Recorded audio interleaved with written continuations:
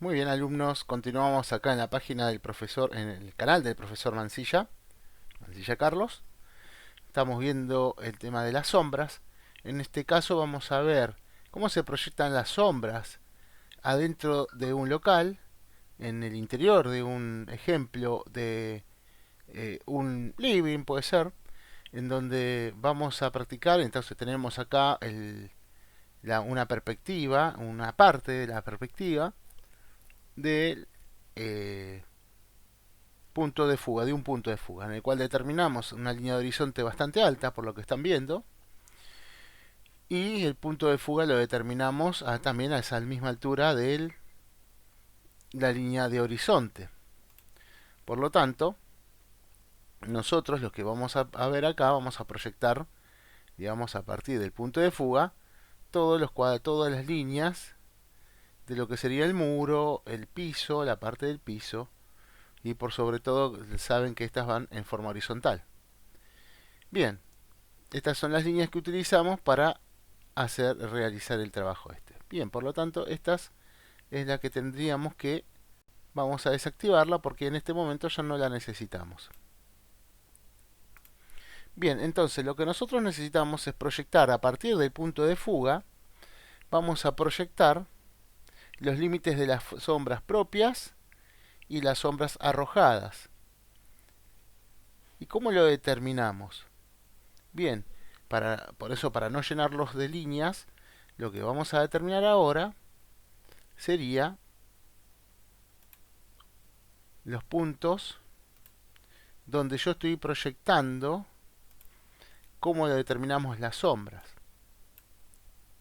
A partir del punto de sombra, trazamos líneas horizontales en estos encuentros, en la parte esta que hace el triángulo, donde nos determina dónde terminan cada una de sus sombras. ¿Sí? Parecerían una locura esto. Lo que pasa es que acá estamos viendo la profundidad también. Utilizamos la profundidad del muro para determinar también las sombras, ¿sí? Entonces, una vez que nosotros tenemos determinado todas las sombras, en este caso vamos a observar desde dónde empieza a dónde termina lo que sería la ventana. Entonces vamos a unificar el contorno de sombra para que ustedes observen bien. Entonces, en este caso lo corté la sombra en este lado porque en realidad estoy haciendo, digamos, parcial ese punto de fuga, ¿no? Esa perspectiva de punto de fuga, por eso lo corto de esta manera. Pero observen que también se proyectan las sombras arrojadas en forma, digamos, en forma horizontal, el corte de los rayos. Bien, entonces, acá también puse diríamos que es una mesa ratona, cualquier, es un cuerpo más, para cómo determinamos las sombras, cómo nos daría las sombras, que ingresaría la iluminación, perdón, la iluminación que ingresa desde la ventana y desde lo que sería esta abertura tipo una puerta, digamos, o un vano abierto, ¿sí? Entonces nosotros vamos determinando en la parte todas las verticales y todo lo demás, hacemos, digamos, el corte y hacemos los encuentros de los rayos solares. Esta otra segunda línea corresponde al rayo que viene, a la sombra que se va a producir entre el cuerpo, entre la parte iluminada y la parte de sombra que vamos a ver más adelante. Y después a 45 grados quedarían, digamos, los rayos que se proyectan. Entonces nosotros también en una perspectiva cónica vamos a ver la sombra, la iluminación, en este caso va a ser acá la iluminación en esta parte, digamos, de la ventana. ¿Sí? Entonces ahí estamos observando todos los puntos y todas las demás. Y todo partiendo desde el punto de fuga. Lo mismo nos sucede. En este caso marqué lo que sería la sombra que nos proyecta, digamos, eh, este cuerpo, pero lo marqué para que tengan una noción. En realidad ya toda esta cara está en sombra, por eso no se proyectaría acá una sombra más. Pero para saber cómo a 45 grados en las formas horizontales voy marcando los triángulos estos y forman estos ángulos a 45 grados, como se los pasé anteriormente, eh, digamos, la documentación de cómo se harían otro de los métodos de sombras en cuerpos complejos, porque esto ya sería un cuerpo complejo. Bien, entonces, ¿cómo nos va a quedar esto? ¿No? Vamos a observar. Saco Beg para que no nos... Si no, lo dejamos un rato hasta que ustedes lo puedan observar mejor. Separé las sombras en dos distintas para que observen que hay distintas sombras. En este sentido acá tengo un, acá sería una parte que esta parte acá, bien, esta parte no tendría que estar, pero bueno, acá este triángulo en realidad es así, la sombra, bien. Entonces nosotros tenemos este tipo de sombras acá y cómo se proyecta también la sombra esta.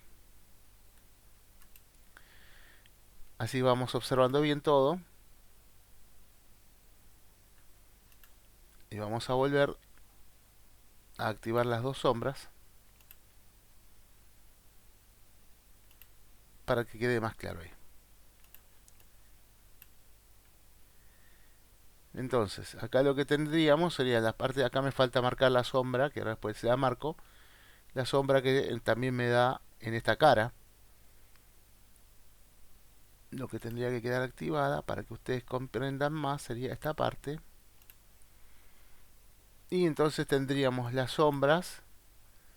En este caso de la pared también iría la sombra, pero no la marco para que no los confunda. Lo que sí tendría que sacar es, para que ustedes no estén confundiéndose, como son todas líneas auxiliares, estas que estamos tirando, para que ustedes vayan observando mejor cómo va proyectándose la sombra. Entonces acá en esta parte vemos, digamos, la mitad de la cara, digamos, de este cuerpo está a la vista y la otra mitad, la otra parte no. Acá lo que me falta es el ángulo a 45, la sombra que me falta acá para dibujarla, que no vamos a hacerlo ahora, sino que lo haremos después.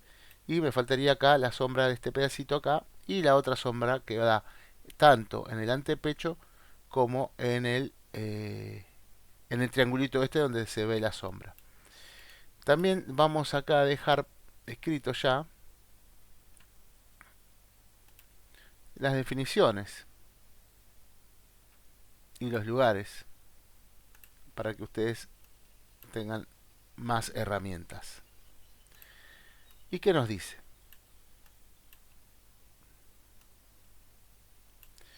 Los límites de la sombra empiezan en los puntos donde acaban las sombras arrojadas. Es que serían en estos puntos acá, que les dije que me falta hacer la sombra de este triangulito, y en este sector de acá, que comienza cuando ponemos Beg, los vamos a ver, cuando ponemos las proyecciones de la sombra, lo podemos ver. Entonces acá serían los límites. Después, ¿qué dice? La sombra arrojada sobre el antepecho proviene de la arista vertical del hueco. Recuerdan que les hice acá las aristas que se ven, digamos la parte que no se ve. Nosotros no podemos ver de esta parte de la pared, no tenemos ojos, pero mediante la representación arquitectónica sí la podemos ver. Y entonces aprovechamos para hacer las proyecciones en los antepechos, las sombras del antepecho. Después acá se forma el triangulito a 45 grados que decíamos, ya que, ¿por qué se forman? Porque dice que la dirección del rumbo de los rayos de luz son horizontales. Esta parte de los rayos son horizontales, como el corte entre la separación del piso y la pared.